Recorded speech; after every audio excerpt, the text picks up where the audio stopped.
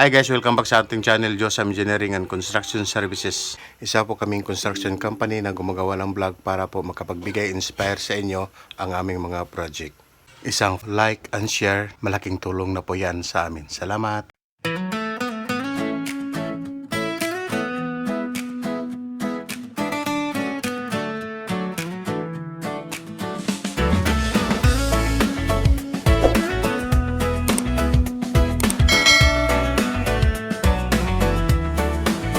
Sa bawat plano, may pangarap. Josam Engineering, hindi lang sapat mula pundasyon. Guys, nandito naman po tayo sa Camiguin guys. So, i-update natin yung project natin dito guys. So, ito na po siya ngayon guys, no? So, Malapalasyo na po tingnan dito sa labas. So, yung mga trabaho nila ngayon guys, mayroong nagpipintura doon sa loob ng bahay.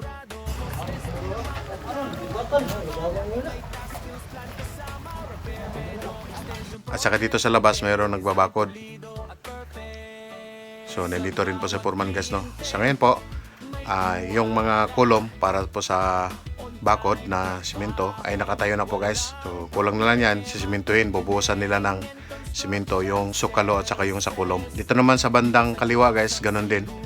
Naka-prepare na rin po yung mga kolom na bakal. So step by step yung gagawin nila dyan guys. Uunahin nila doon sa kanan, isusunod din nila dito sa kabila. So yun po, naghalo na po ng simento guys. Sisimula na po sila magbuhos ng simento sa may kolom at saka sa mga sukalo. Habang nagbubuhos yung iba doon sa sukalo at saka sa may kolom, yung iba nagpa-file na, nag-start na po mag-file ng hollow blocks dito sa kabilang dulo. Tingnan din po natin yung kalagayan po ng mga pintor guys. So itong binibidyohan natin guys ay dito po sa likurang bahagi ng bahay.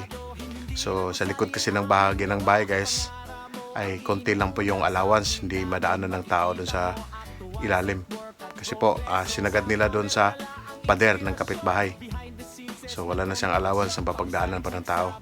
So yung sitwasyon kasi guys, medyo masikip po yung lupa.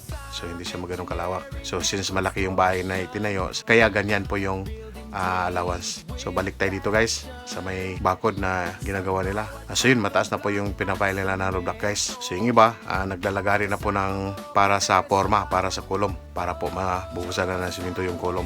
So ganun kabilis yung mga ginagawa nila guys.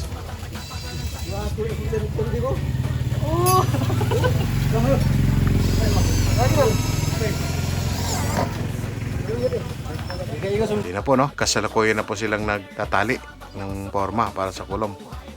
At binuhusan na nila kaagad guys pagkatapos nilang itali. So sa ngayon po, ang binabanatan po nila guys ay dito po sa bandang kanan na bakod. Kinabukasan nito guys, doon naman sila sa kabila.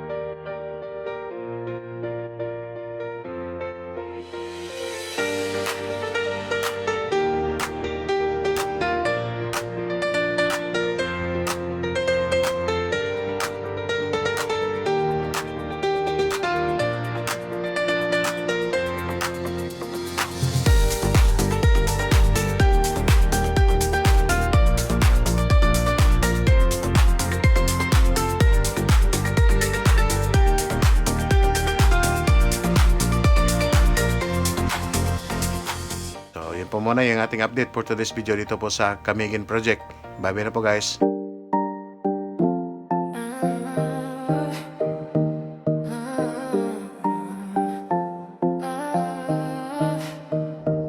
Sa bawat pundasyo, sa bawat dingding Diyos ang manggabay, tibay ang hatid Mula sa lupa hanggang sa langit Saling matatag, hindi matitinan Tiwala ng kliyente, amin yung dangal Bawat detalye sigurado mahal Kumpiyansa sa linis, yan aming galaw Yusam Engineering, solid na tawa Like and follow sa aming FB page Subscribe sa YouTube, wag malay Construction tips at project update Diyos ang kasama mo sa bawat project Yosam, Yosam Lakas ng kamay, tayo magkasama Walang kabiguan Sa init at ulan, tuloy ang kasipagan Yusam Engineering, tibay ang paninindigan Kung gusto mo ng maayos na bahay Tibay at style, sabay sa buhay Yosam Engineering, wag nang lumayo Sa amin sigurado ang trabaho mo Plano ay ginuhit, tama ang sukat Bawat poste at bobong, ligtas ang lahat